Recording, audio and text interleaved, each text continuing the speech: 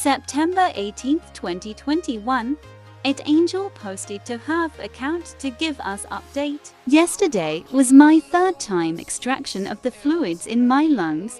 The first was 400 milliliters 18 August 2021. The second was 850 milliliters 08 Sep 2021.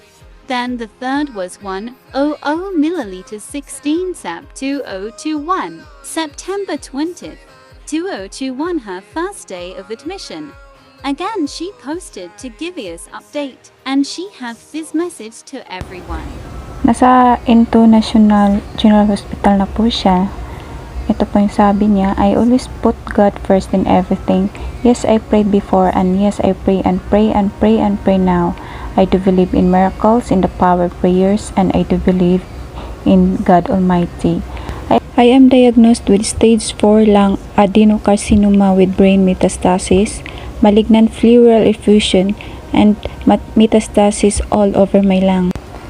I am thankful and grateful for each and everyone that reaching out for me, family, relatives, best friends, close friends, schoolmates, dosmeltres, roommates, floormates, co-workers, doormates, my team extreme, migrants, fellow OFWs, community or different communities, religious hikers, caregivers, private, polo, OWA, pag-ibig, Meko, and to Dartwich, Inulax, and even those hasn't known me that are praying for me. Thank you, maraming salamat po sa inyong lahat. You are all a blessing.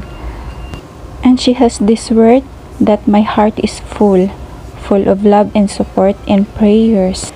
She told us also that she cannot open her social media accounts because inuuna po yung sarili niya.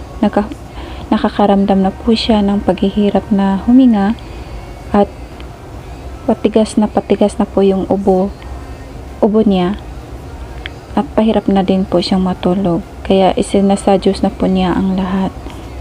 So she needs all our prayers now. At sabi pa po niya, dagdag niya po, this colorful house was sent by my family. They made me feel that our humble home is always there waiting for me. Love na love ka po namin, Ate Angel, pagaling ka po. Kami pong lahat ay nag-aantay sa iyong paglabas dyan. Fighting!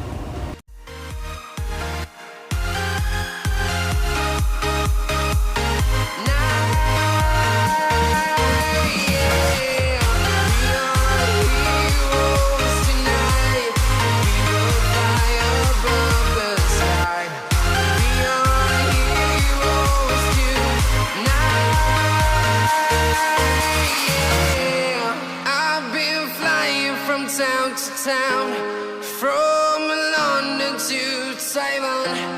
I've been all around the globe trying to protect your soul.